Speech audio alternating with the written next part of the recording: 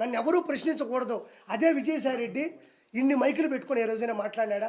ఎప్పుడు చూసినా సాక్షి పెట్టుకోవడం, సాక్షిలో పొరపాటు మాడితే ఆయన ఎడిటింగ్ చేసుకోవడం, ఎంత బాగుందో ఆయన విజలు కొట్టుకొని అందులో ఎట్టేవాడు. అందులో కూడా మనం బాధపడాల్సింది ప్రెస్లో కొంతమంది కూడా అదేదో అంటే తెగనవేరు. యూనిటీ మీలో మిస్ అయితే మీరు కూడా అందరికీ చీప్ అవ్వడం అనేది చాలా చిన్న విషయమే. మనమే సగనాగిపోతాం. ఎన్ని చేయలేదా అలా? నెల 10 రోజులే.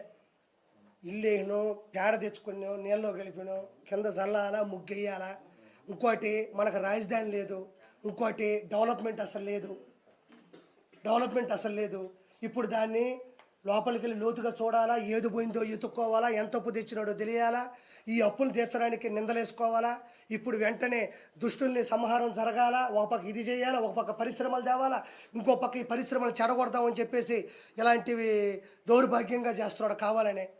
పరిశ్రమలు వస్తే ఎక్కడెక్కడ ఎదుగుదల ఉండదేమో ఈ విధంగా నరుక్కుంటున్నారు. రేపు ఏదైనా సమ్మెలు జరిగిందంటే, మన కార్మిక పరిశ్రమ పడిపోయిందంటే, పరిశ్రమ అంటే 10 మంది పనిచేస్తారనా? ఒక పరిశ్రమ వస్తుంది, ఐటీ పరిశ్రమ.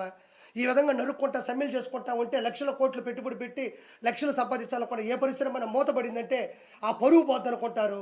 ఇలా అసభ్యంగా ఇలా మైలేజ్ తగ్గిస్తూ ఉంటే ఏం జరుగుతుంది మీకు తెలియదు ఏముంది.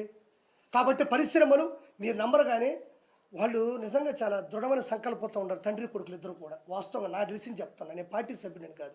వాళ్ళు పరిశ్రమలు తెస్తున్నారు, మంచి మంచి పరిశ్రమలు.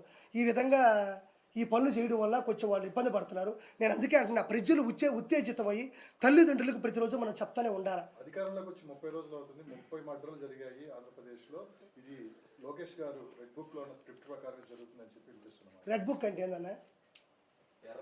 ఎర్ర పుస్తకం అంటే ఏందన్నా? దానికి చెప్పలేదు సమాధానం. ఏదో పెద్ద ఈయన కాబట్టి సాధించాడు ఎర్ర పుస్తకం.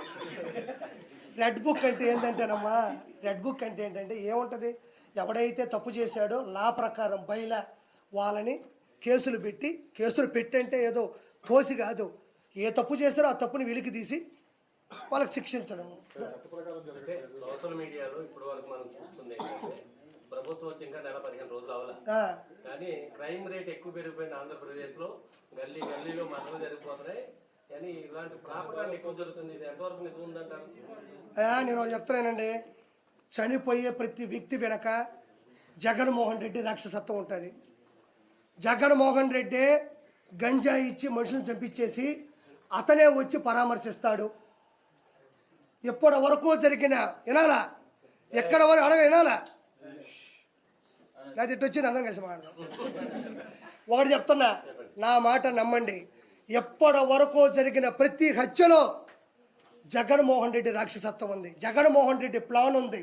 జగన్మోహన్ రెడ్డి కోసం ప్రాణాలు ఇవ్వడానికి సిద్ధంగా ఉన్నారో లేదో నాకు తెలియదు, కానీ వాళ్ళ ప్రాణాలని బలి తీయడానికి జగన్మోహన్ రెడ్డి సిద్ధంగా ఉన్నాడు. మనం 2 గ్లాసులు తాగితేనే పిల్లల దగ్గర చెప్తూ కొట్టించుకుంటాం, ఏం మాట్లాడో మనకే అర్థం కాదు.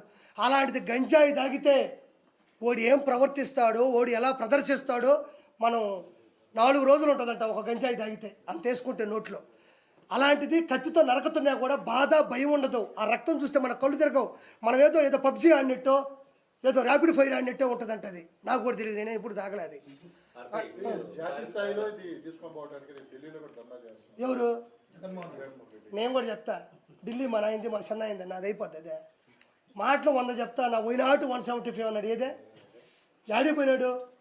ఏమయ్యా 175 సీట్లలో by 10 equal to 17.5 equal to 18 seats ఉండాలా. 10% సీట్లు మనం గెలిస్తే ప్రతిపక్ష హోదా వస్తుంది. అది రాజ్యాంగంలో ఏ చంపిన అడిగినా చెప్తాడు. నాకు ప్రతిపక్ష హోదా కావాలని ఆడస్తాడు కింద పడి. చాక్లెట్లు అడుగు. రెండో బలమైన పార్టీ కాబట్టి నాకు ఇవ్వాలి అంటున్నారు కదా జగన్మోహన్ రెడ్డి. అవునప్ప, రెండో బలమైన పార్టీ అంటే సీఎం పదవి తీసుకో. చంద్రబాబు నాయుడు గారు ఇంకేదైనా కుప్పంకు పోయి ఏదైనా పాపము ఏదైనా చిన్న పని చేసుకుంటాడు. ఏమయ్యా అలాంటప్పుడు ఎన్నికలు పెట్టడం ఎందుకు, ఎలక్షన్లు పెట్టడం ఎందుకు, క్యాంపెయిన్ చేయడం ఎందుకు, పాటలు కొట్టించి జబ్బుకు జగనన్న జగమంతా ఎందుకు పెట్టాలా?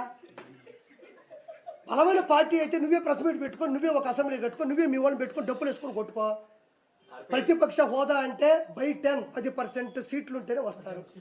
అతనికి వచ్చిన 11 సీట్లకి కనీసం తెలంగాణ అసెంబ్లీలకు కూడా ప్రతిపక్ష హోదా లేదు అతనికి.